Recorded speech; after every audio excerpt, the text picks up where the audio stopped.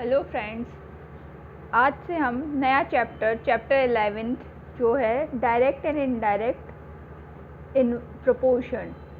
Chapter 11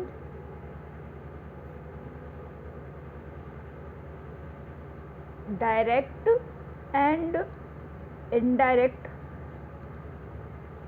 proportions, ये start कर रहे हैं। तो डायरेक्ट और इनडायरेक्ट प्रोपोर्शन क्या होते हैं?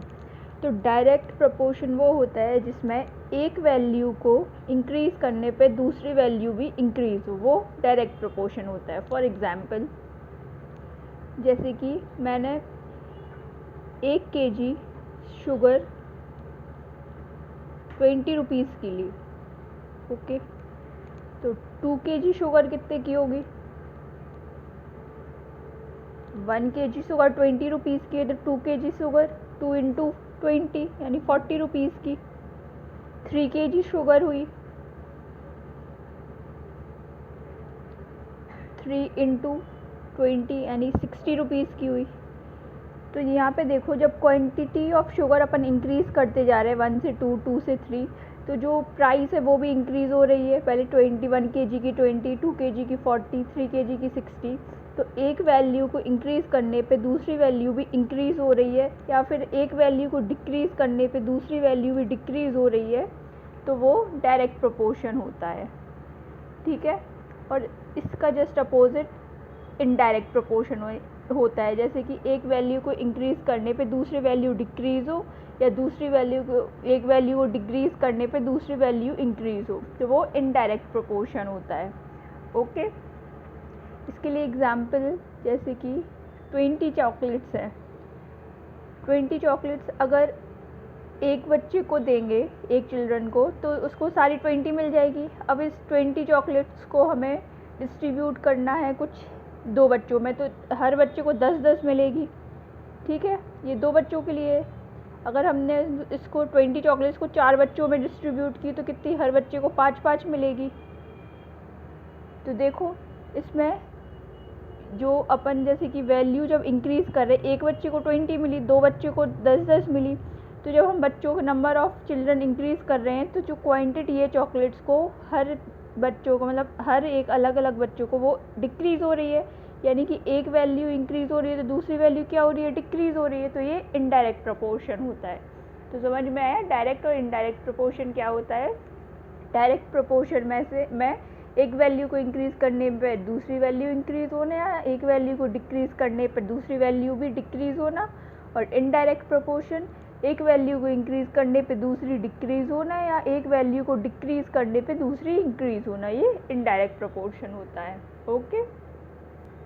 तो अब इसी के साथ एक्सरसाइज 11.1 के क्वेश्चंस करते हैं कि क्या क्या पूछा गया है। तो फर्स्ट क्वेश्चन है, following are the car parking charges near a railway station. ये कार पार्किंग चार्जेस दिए गए हैं रेलवे स्टेशन के पास। Check if the parking charges are in indirect proportion to the parking time. तो हमें ये चेक करना है कि ये इनडायरेक्ट प्रोपोर्शन है, डायरेक्ट प्रोपोर्शन, ये चेक करना है, ओके। तो जब डायरेक्ट प्रोपोर्शन लेते हैं ना, तो डायरेक्ट प्रोपोर्शन में जो रेशियो होता है, जैसे 60/4 या फिर 100/8, 140/12 और 24, 180/24, इन सब का रेशियो इक्वल होता है अगर डायरेक्ट प्रोपोर्शन हो। और इनडायरेक्ट प्रोपोर्शन हो तो इनडायरेक्ट प्रोपोर्शन में जो प्रोडक्ट होता है वो इक्वल होता है। जैसे कि मैं बताती हूँ एग्जाम्पल से, इसी एग्जाम्पल को, जैसे 20, इसमें डायरेक्ट प्रोपोर्शन के लिए 20/1 is equals to 40/2, 40/2 is equals to 60/3, 60/3। अब इनका देखना, ये क्या है? 20/1 है, इसका भी क्या होगा? 20/1, इसका भी क्या होगा? 20/1। यानी कि डायरेक्ट प्रोपोर्शन में जो रेशियो होता है वो इक्वल होता है। और इनडायरेक्ट प्रोपोर्शन में, जैसे कि 1 चॉकलेट 20 चॉकलेट एक स्टूडेंट को मिली, 2 स्टूडेंट को 10-10 चॉकलेट मिली, 4 स्टूडेंट को 5-5 चॉकलेट मिली, तो ये 20 इज इक्वल्स टू 20 इक्वल हुआ। तो इनडायरेक्ट प्रोपोर्शन में प्रोडक्ट इक्वल होता है, और डायरेक्ट प्रोपोर्शन में क्या होता है? रेशियो इक्वल होता है। ओके, इसी बेसिस इसी को देखते हुए इस क्वेश्चन को करेंगे। जैसे कि हमने लिया है 60/40, जब 60 रुपीज़ 4 घंटे में है, ठीक है। तो ये क्या आया, कुछ इसको कट करेंगे तो आएगा 30/2 यानी 15/1, कुछ 15/1 आया। अब नेक्स्ट है 100/8, अब 100/8 लेते हैं, 100/8 इसको अब देखेंगे 25/2, इसका रेशियो 25/2 आया। अब 140/12, तो इसको 2 से कैंसिल आउट करेंगे तो 70/3, ये कुछ 70/3 आ रहा। अब नेक्स्ट है 180/24, इसको भी 2 से करेंगे तो ये 90 और ये 12, इसको वापस से 2 से कैंसिल करेंगे तो ये कुछ होगा 45 और ये होगा 6, ये 3 से फिर से कैंसिल हो जाएगा तो ये हो जाएगा 15/2, ये 15/2। अब इसमें देख रहे हैं हम कि फर्स्ट वाले का रेशियो, जिसमें 4 घंटे का जो पार्किंग टिकट है जिसका प्राइस क्या है 60 रुपीज़ है, 8 घंटे का है 100 रुपीज़, 12 घंटे का है 12 आवर्स का है 140 एंड 24 आवर्स का है 180। तो इन सब का जो रेशियो है वो क्या अनइक्वल है। देखो 15:1 आ रहा है, जब 4 घंटे का देखा था। 8 घंटे के लिए आ रहा है 25/2, 12 घंटे के लिए 70/3 और 24 आवर्स के लिए 15/2। चारों रेशियो अलग अलग है। जब रेशियो अलग अलग है मतलब ये इनडायरेक्ट, मतलब डायरेक्ट प्रपोर्शन नहीं है। डायरेक्ट प्रपोर्शन नहीं है तो इसका आंसर क्या जो हो जाएगा, no parking charges are not in direct proportion, यानी कि ये जो पार्किंग चार्जेस है वो डायरेक्ट प्रपोर्शन में नहीं है। अब क्वेश्चन नंबर 2, क्वेश्चन नंबर 2 क्या दिया गया है, a mixture of a paint, एक पेंट है, मिक्सचर पेंट है, उसको प्रिपेयर किया गया 1 part of red pigment with 8 parts of base, यानी कि एक कुछ मिक्सचर है, इसमें इस मिक्सचर में 1 पार्ट तो रेड पिगमेंट का है, 1 पार्ट, और जो 8 पार्ट है, 8 पार्ट एक बेस के हैं। In the following table find the parts of base that need to be added, इसमें ये बताना है कि और कितने, जैसे कि रेड पिगमेंट्स के पार्ट दिए गए हैं, हमें बेस के पार्ट कितने कितने ऐड करने पड़ेंगे ये बताना है। तो हमने क्या पढ़ा था, जैसे कि ये 1/8 है, फर्स्ट वाला क्या है 1/8, यानी 1 पार्ट बेस का मिलाया गया, 8 पार्ट किसके मिलाए गए, सॉरी 1 पार्ट रेड पिगमेंट का मिलाया गया और 8 पार्ट किसके, 8 पार्ट्स बेस के मिलाया गया, ठीक है।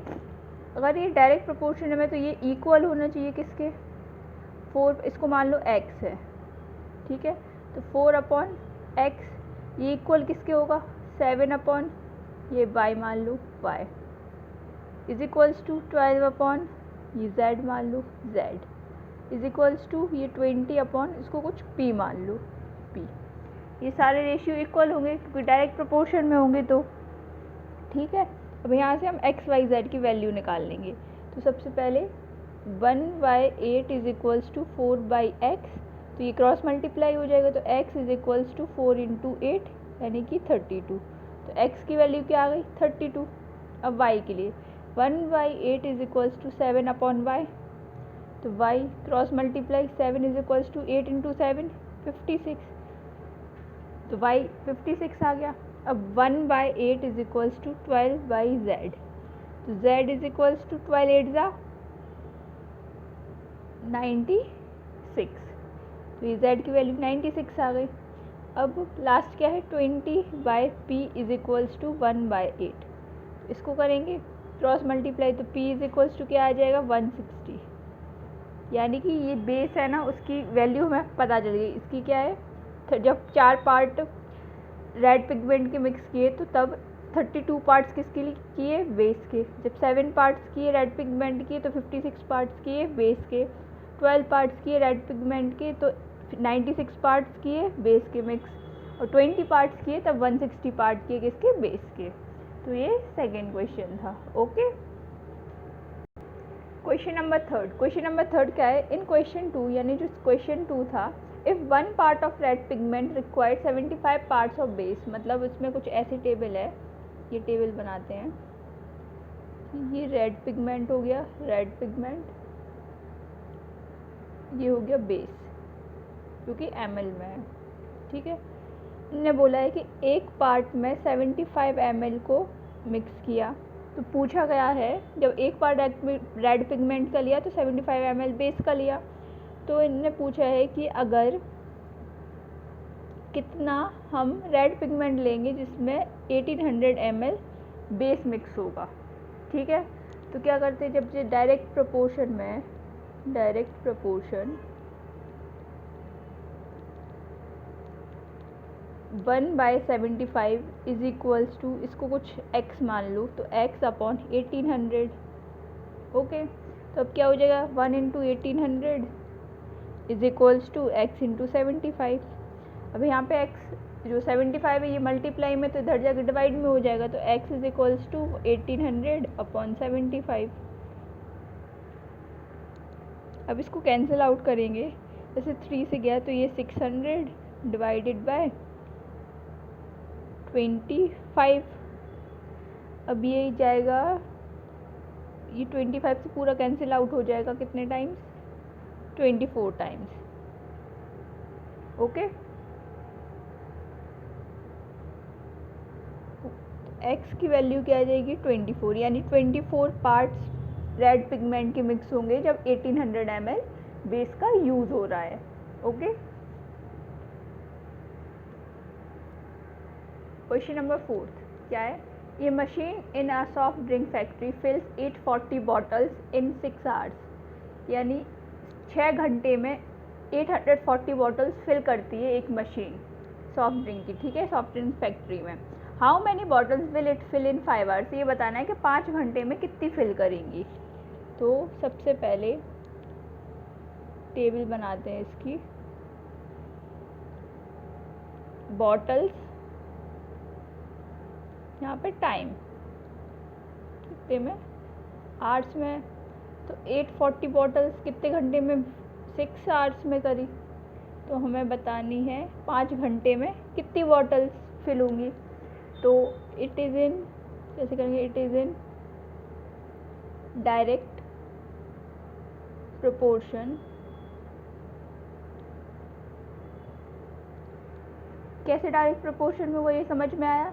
देखो 6 घंटे में 840 बॉटल फिल कर रहे हैं, मतलब टाइम अब कम हुआ, 6 से 5 घंटे हुए ना, टाइम डिक्रीज़ हुआ, टाइम डिक्रीज़ हुआ तो बॉटल्स जब भरेंगे अपन वो भी डिक्रीज़ हुई, कम ही बॉटल फिल होगी, यानी एक वैल्यू की डिक्रीज़ होने पे दूसरी वैल्यू भी डिक्रीज़ हो रही ना, इसलिए क्या है, डायरेक्ट प्रोपोर्शन में। डायरेक्ट प्रोपोर्शन में यही तो पढ़ा था कि एक वैल्यू की डिक्रीज़ होने पर दूसरी वैल्यू भी डिक्रीज़ हो, या फिर एक वैल्यू के इंक्रीज़ होने में दूसरी वैल्यू भी इंक्रीज़ हो। तो इस केस में एक वैल्यू के डिक्रीज़ होने पे दूसरी वैल्यू भी डिक्रीज़ हो रही है, इसलिए डायरेक्ट प्रोपोर्शन में है।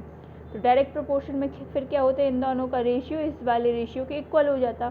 तो 840/6 इज इक्वल्स टू, इसको x मान लेंगे, x अपॉन 5।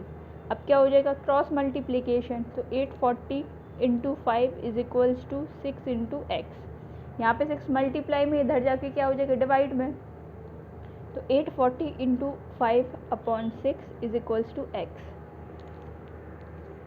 अब इसको 6 से अगर हम कैंसिल करें तो ये 6 से कट हो रहा है, कितने टाइम्स, 140 टाइम्स, ओके। तो 140 into 5 is equals to x, तो x की वैल्यू यहाँ से क्या आ जाएगी, 0 0 700, यानी कि 700 बॉटल्स हैं जो कि 5 घंटे में फिल हो रही हैं। तो हमें पता चल गया x की वैल्यू क्या है, 700। तो ये देखो 6 घंटे में 840 बॉटल, 840 बॉटल्स फिल हो रही, 5 घंटे में 700, एक वैल्यू की डिक्रीज़ होने से दूसरी वैल्यू भी डिक्रीज़ हो रही है ना, तो ये डायरेक्ट प्रोपोर्शन में है। अब question number 5, if photograph of a bacteria enlarged 50,000 times attains a length of 5 centimeter as shown in the diagram, कुछ ऐसा डायग्राम था जिसको एक बैक्टीरिया को enlarge किया गया 50,000 टाइम्स, यानी 50,000 टाइम्स को बड़ा किया गया। What is the actual length of the bacteria, तो हमें बताना है एक्चुअल लेंथ क्या होगी। If the photograph is enlarge 20,000 times only, what would be it's enlarge length? Actual length बतानी है और एक एनलार्ज लेंथ बतानी है। मतलब अगर उसको 20, जैसे अभी 50,000 टाइम्स एनलार्ज किया गया, नेक्स्ट टाइम 20,000 टाइम्स किया गया करेंगे अपन, अगर एनलार्ज उसको बड़ा करेंगे तो उसकी लेंथ क्या होगी? तो हम सबसे पहले टेबल बनाते हैं।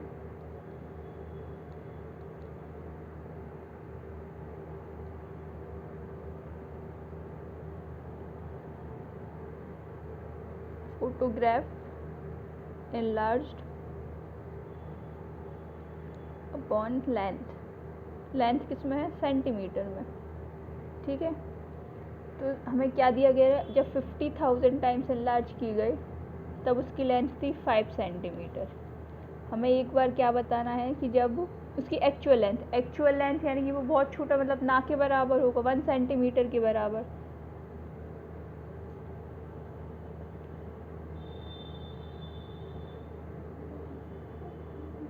मतलब एनलार्ज जब वो एकदम वन टाइम, जो स्टार्टिंग वन टाइम होगा, एक ही टाइम जब उसको एनलार्ज नहीं करेगा, जो अपनी खुद के शेप में होगा, यानी एक ही टाइम देखेंगे, तब उसकी एक्चुअल लेंथ बतानी है। और साथ में ये भी बताना है कि जब हम उसको 20,000 टाइम एनलार्ज करेंगे तब उसकी लेंथ क्या होगी। ठीक है, अब यहाँ पे अगर देखें हम 50,000 टाइम्स किया, इतना बड़ा किया, तब इसकी वैल्यू 5 सेंटीमीटर है। इसको छोटा करेंगे 20,000 टाइम तो इसकी लेंथ डिक्रीज़ होगी, और 20,000 से एकदम नॉर्मल पे कर देंगे जो इसकी एक्चुअल थी, तो उसकी लेंथ एकदम और ज़्यादा छोटी हो जाएगी। यानी कि ये एक वैल्यू के डिक्रीज़ होने से दूसरी वैल्यू भी डिक्रीज़ हो रही है, तो it is in direct proportion. अब ये जब डायरेक्ट प्रोपोर्शन में है तो इनके रेशियो इक्वल हो जाएंगे। तो 50,000 upon 5 is equals to 1 upon, इसको x मान लो, x इसकी एक्चुअल लेंथ मान लो x है। ठीक है, जब एक्चुअल लेंथ x है तो अभी क्रॉस मल्टीप्लाई कर देंगे, मतलब 5 से ये सबसे पहले तो कैंसिल हो रहा है, कितने टाइम्स हो रहा है? 10,000 टाइम्स। तो x is equals to 1 upon 10,000 हो गया। तो x की वैल्यू यहाँ से क्या हो गई? 1 2 3 4, स्टैंडर्ड फॉर्म में लिख सकते हैं, लास्ट चैप्टर में ही हमने स्टैंडर्ड फॉर्म पढ़े हैं। 1 इंटू 10⁻⁻4 सेंटीमीटर। तो x क्या है? Actual length. तो एक्चुअल लेंथ क्या हो गई? एक्चुअल लेंथ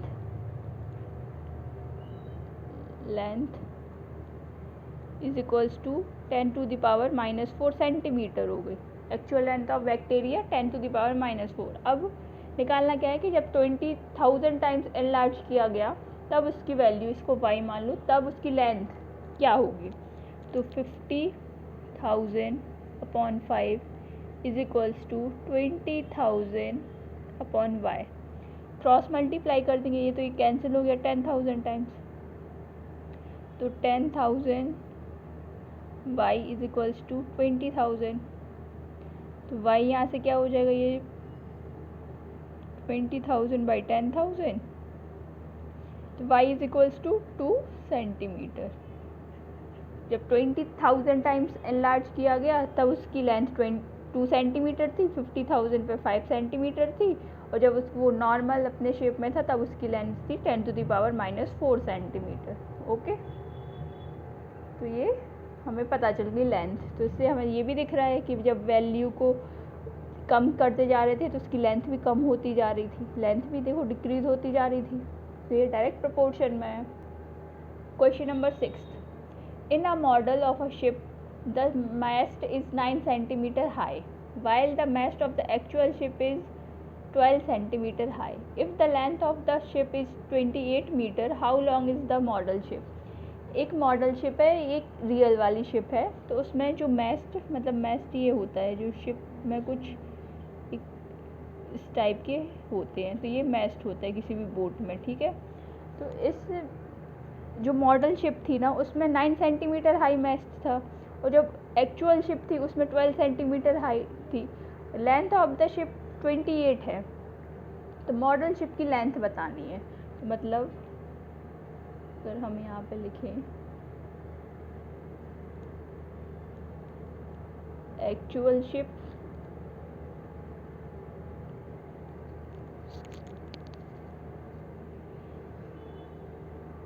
ठीक है, model ship.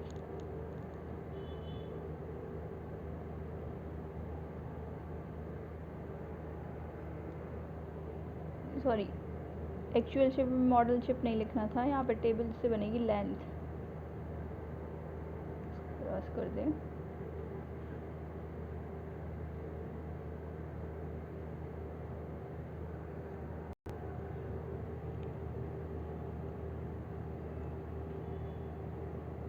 Height of moist on length of ship. ठीक है, तो 9 सेंटीमीटर हाई है, 9 सेंटीमीटर और एक 12 सेंटीमीटर, ये मॉडल शिप हो गई। और ये क्या हो गई, एक्चुअल शिप। तो उसी मॉडल शिप की लेंथ कितनी है वो हमें फाइंड करनी है, और एक्चुअल शिप की लेंथ है 28 मीटर और उसकी एक्चुअल शिप का मैस्ट है 12 सेंटीमीटर। अब इसको कैसे निकालेंगे? अब यहाँ पे हम देख रहे हैं जब मैस्ट की हाइट इंक्रीज़ हो रही है तो ये लेंथ भी बोट की इंक्रीज़ हो रही है, क्योंकि मॉडल तो हमेशा छोटा ही होता है जो एक्चुअल शिप होती है उससे। तो it is in direct proportion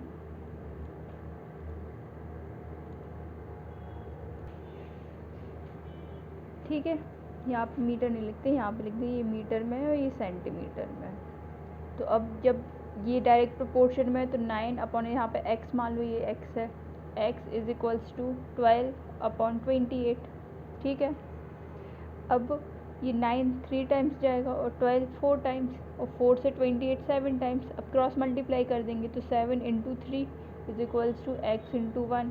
तो x की वैल्यू यहाँ से क्या आ जाएगी 21। तो क्या होगी length of model ship is 21 metre. Metre क्यों? क्योंकि लेंथ मीटर में दी गई है, इसलिए लेंथ मॉडल शिप की लेंथ क्या होगी 21 मीटर, और एक्चुअल शिप की तो दी है 28 metre. Okay, question number 7, suppose 2 kg of sugar contains 9 into 10 to the power 6 crystals. 2 kilo जो शुगर है उसमें इतने क्रिस्टल्स हैं। How many sugar crystals are there in 5 kg of sugar and 1.2 kg of sugar. तो क्या बताना है हमें, कुछ ये चीज़ें बतानी है।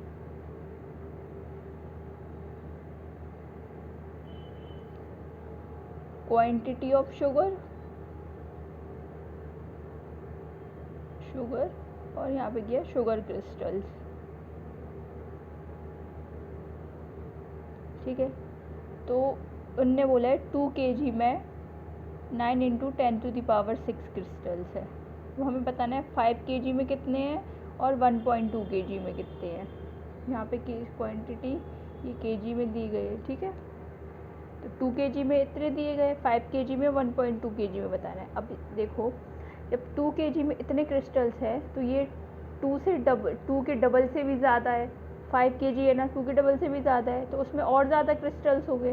तो इस वैल्यू को बढ़ाने पे वैल्यू इंक्रीज़ हो रही है, यानी कि ये क्या है डायरेक्ट प्रोपोर्शन में है। तो यहाँ पे लिखेंगे it is in direct proportion.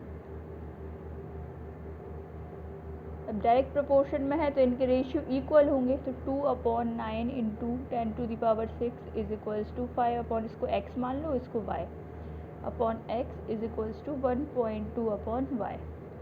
सबसे पहले इन दोनों को सॉल्व करते हैं, तो 2/9 into 10 to the power 6 is equals to 5 upon x।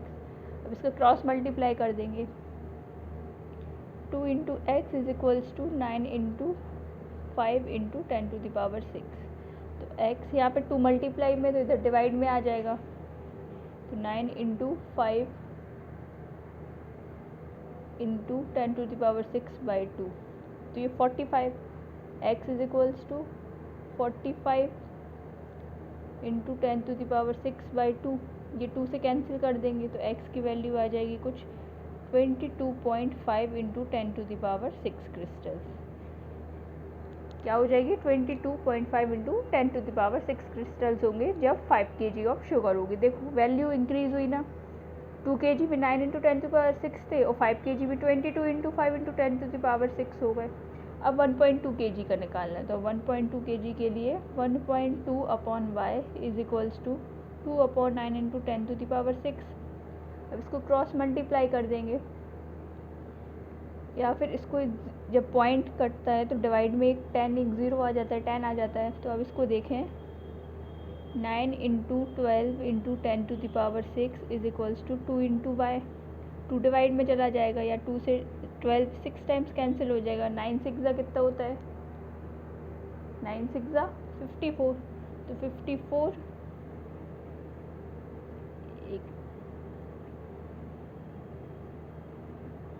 एक ये 10 डिवाइड में भी है ना, ये वाला 10⁶ अपॉन 10। अब ये 10 डिवाइड में है, तो यहाँ पे हम 5.4 इंटू 10⁶ ये भी तो लिख सकते हैं। तो ये 10 डिवाइड में है, तो पॉइंट हटाते हैं तब नीचे आ जाए, तो अगर हम 10 हटाएंगे तो यहाँ पे पॉइंट वापस आ जाएगा। तो 5.4 इंटू 10⁶ क्या हो गया, वाई की, यानी 1.2 kg में शुगर के क्रिस्टल्स कितने हैं, 5.4 इंटू 10⁶। ओके। अब question number 8, Rashmi has a road map with a scale of 1 centimetre. Rashmi के पास एक रोड मैप है जो 1 सेंटीमीटर के स्केल से बना है, रिप्रेजेंटिंग 18 किलोमीटर। उस रोड पे पूरा 18 किलोमीटर रिप्रेजेंट कर रहा है। She drives on a road for 72 kilometre. वो उसने ड्राइव किया है रोड पे 72 किलोमीटर पे। What would be her distance covered in the map. तो उसकी डिस्टेंस कितनी कवर होगी मैप पे, ठीक है। 1 सेंटीमीटर उसका 18 किलोमीटर को रिप्रेजेंट कर रहा है, तो अगर उसने 72 किलोमीटर ट्रैवल किया तो उसने मैप पे कितने मतलब कितने सेंटीमीटर कवर कर लिए होंगे। तो हम इसकी अगर टेबल बनाएंगे तो कुछ ये होगी,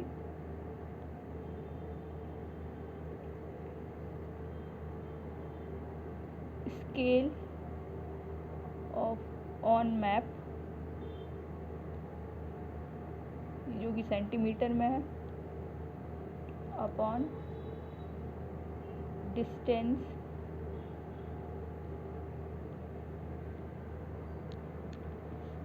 जो क्या है किलोमीटर में। तो 1 सेंटीमीटर 18 किलोमीटर को रिप्रेजेंट कर रही है, तो हमें 72 किलोमीटर अगर उसने रोड पर ट्रैवल किया तो हमें यहाँ पे बताना है कि वो मैप पे कितने सेंटीमीटर होगा, ठीक है। अब देखो इस वैल्यू को अगर हम देखें,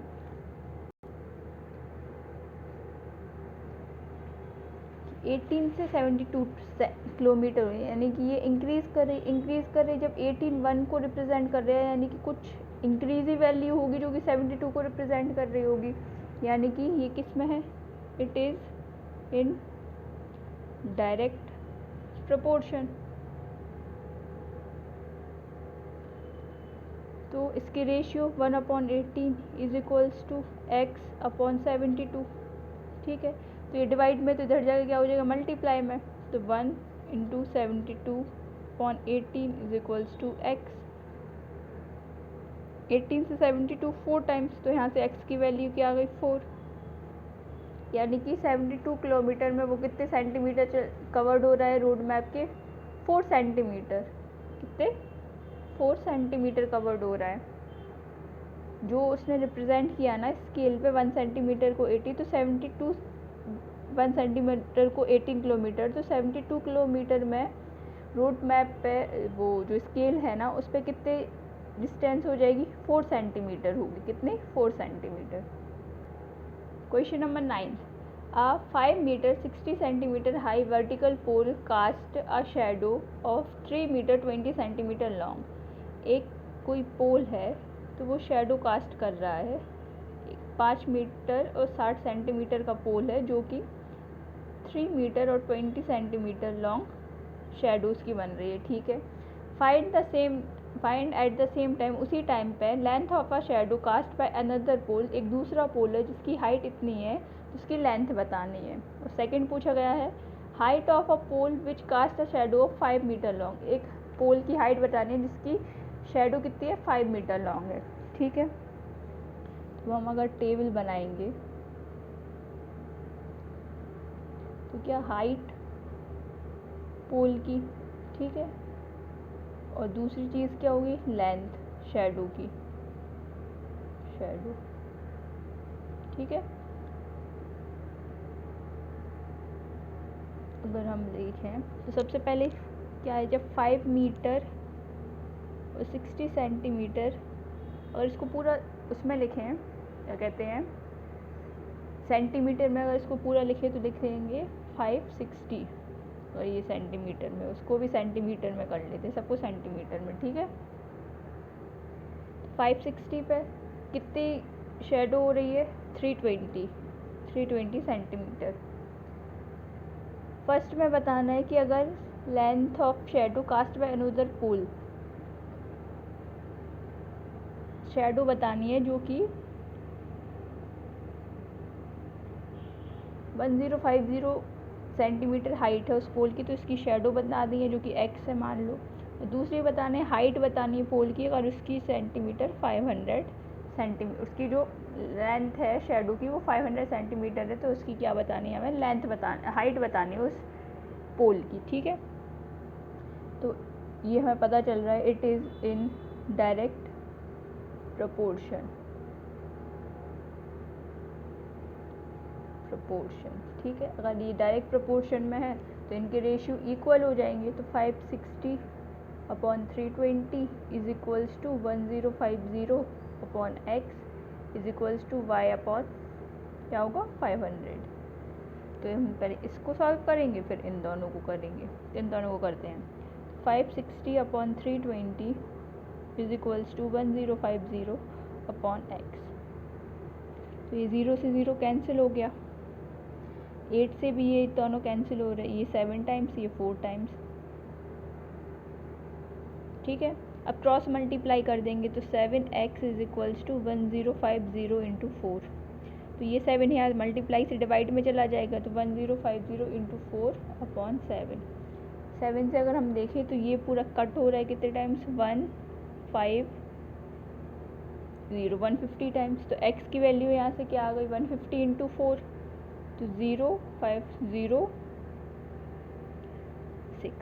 600 सेंटीमीटर।